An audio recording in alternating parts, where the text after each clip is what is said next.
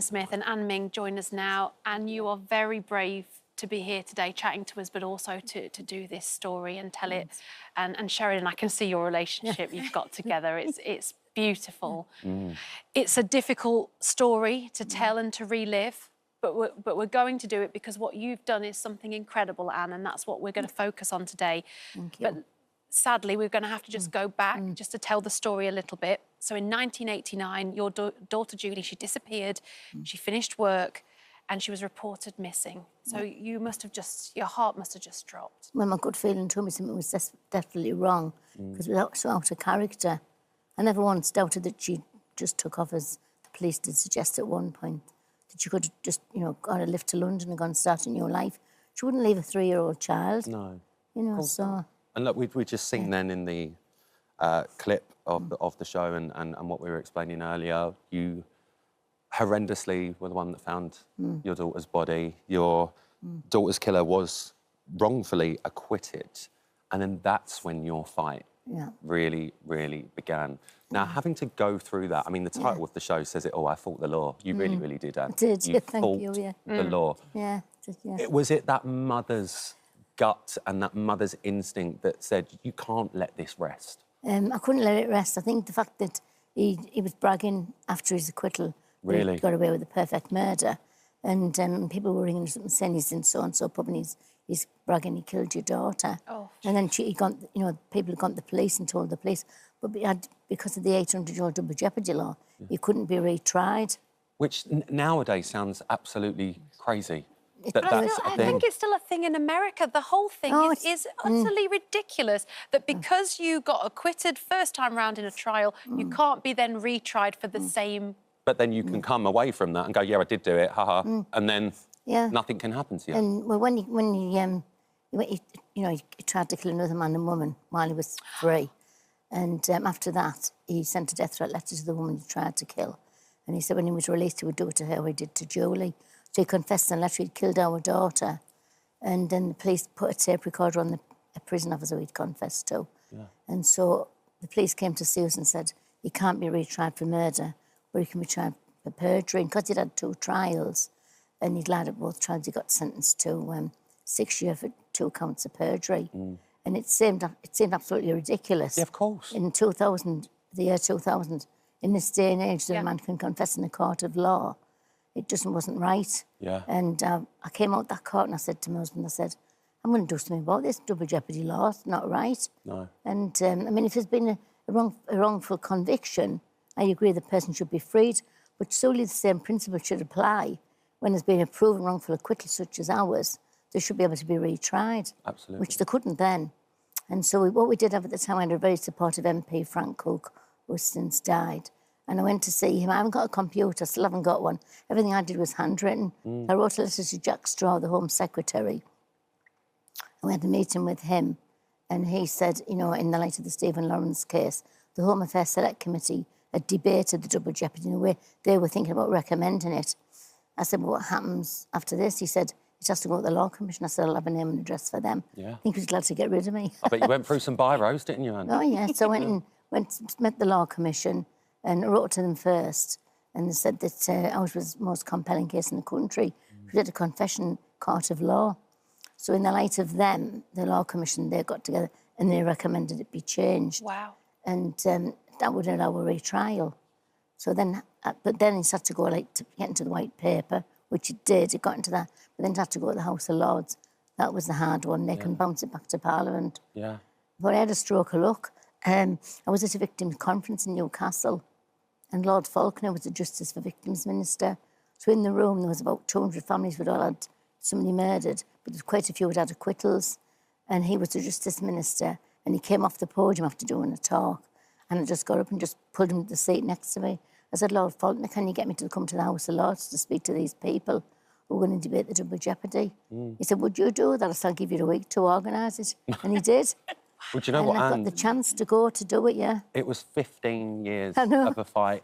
Yeah. And what a strong woman you must be, because finally you got the justice that you deserved and your entire family deserved. Yeah. You've now been introduced to this amazing woman sitting next to you who I can tell Yeah. So close. But when I was approached by ITV Hero Productions about this drama, I was a bit apprehensive, and I thought a lot of people think I had a team of lawyers backing me all the way. You. They didn't think it was like a one-man band. Yeah. So, and then they said, we're thinking about asking Sheridan Smith. Well, I've watched everything she's ever been in. Who ain't? Oh, absolutely. I mean, not just now. I mean, from No. when she first came in the scene. And I thought they couldn't get anybody better to play me. Oh, how lovely. And what she doesn't know, which I'll tell her now, she doesn't know this, she doesn't know that I came on set twice. She didn't know I was there. And I watched her playing me. And one of the difficult scenes was when we told Kevin the truth. And it was like watching me.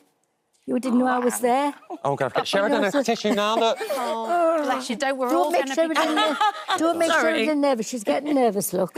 No, I'm very honoured that you say that, Anne, 'cause that's all I wanted was Anne to be proud of it. Sheridan, for you to come into this world, Anne's world, and meet... we can tell how much of a lovely woman she is. That's not the question, but such a hard thing to portray. Yeah. And, I mean, you're one of the greatest actors we've got. We absolutely adore you in everything you do. It's not the first time you've done real-life drama. So what was it like playing this incredible woman sat next to you? Oh, do you know, it's an absolute honour. I'm so grateful that Anne okayed me to play her. And, you know, I mean, I can only imagine what Anne went through.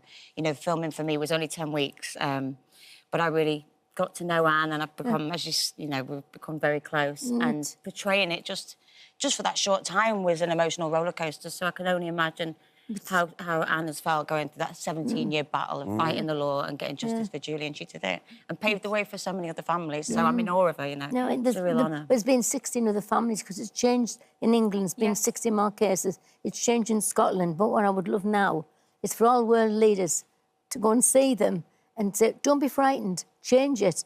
President Trump, I think he'd be brave enough. You know, why... I mean, it's a common sense law, really. It might have been stood its time 800 years ago, but not now, not in this day and age. But this is what's going to happen, and this conversation will carry on, you know, as this drama comes out, And more and more of rightly us so. will talk I mean, look about at it. Mr Bates versus the Post Office, how much that drama has changed those people's life. And don't get me wrong, there's still people out there fighting, we're aware of that. But it's really, really helped shine a light on that. And fingers crossed, and I can't see why not, that this drama, we know, is just going to be as hard-hitting as that was.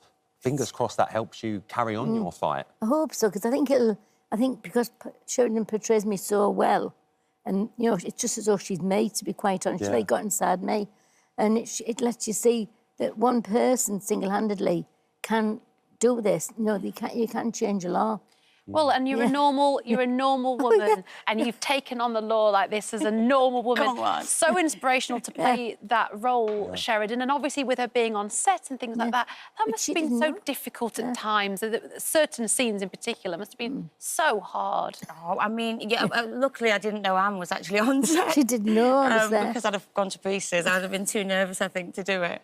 But yeah, just having, you know, I read Anne's book and I did lots of research on Anne, and we met up quite a few times, didn't we? And it was just important to me to try and get the grief and everything that Anne's been through. But it's, like I said, it's a real honour to get the opportunity to play it, and that her story's going to be out there. And like you say, Alan, that one person, this lady from Billingham, you know, fight the justice system and win. It's an incredible story, and I really hope people get, you know, tune in and watch it and get to see Anne's story. But she's done it proud.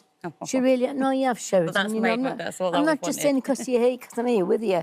It's just that, you know, I don't think they could have got another actress to do it as well, because she takes on a role. You've all watched Sheridan act. Unreal. She takes on a role, she becomes that person. I mean, there'll be a generation of people that actually think Sheridan is Scylla. Because they've grown up and they've seen her. And they're like, oh, that's Scylla. You know, that's how great she is. No, but I thought she was me. I looked at one. My grandson had a photograph online. It was when you sat at the cemetery. I said, I don't remember getting that picture taken, and it wasn't me, it was you. I love this relationship as well. It's literally like you've become family. Am I right in thinking, Anne, you've told her off a few times when she's been smoking? Yeah. And she's really nervous. I mean, we've got old... I'm not old now because I'm fancying her. It's because... She's so nervous. I'm trying to give her like a bit of inspiration. Listen, we know how big this is going to be. I can see a reality show with you two following it. Yes, it's going to happen. Well. Sheridan and Anne take the Himalayas. We'll do that. We'll do that. Anne, it's so incredibly lovely to meet you. Thanks very much. Again, under the circumstances, we're so sorry. Yeah. But thankfully and hopefully this is going to make a change for good and hopefully help you in your fight. And Sheridan, we adore you. Thank and you. so No, lovely it's to an see honour you. to be here. It really, Thank really you, is. guys. Thank you so much for coming Thanks in, very pair much. of you. Thank you. It's one of those where it feels more than a TV show. Yeah. But obviously, I We will can see say, that, yeah. please watch it, because this conversation will then go to offices and homes, and you'll be chatting away about this, and this will help. Yeah. It's called I Fought the Law. It airs on ITV1 and ITVX Sunday, the 31st of August at 9 p.m. Thank you so Thanks, much. lady. Thank you. Thank you for visiting our This Morning YouTube channel. We upload new content every day, so go ahead, hit that subscribe button. You don't want to miss out, and we'll see you in the morning.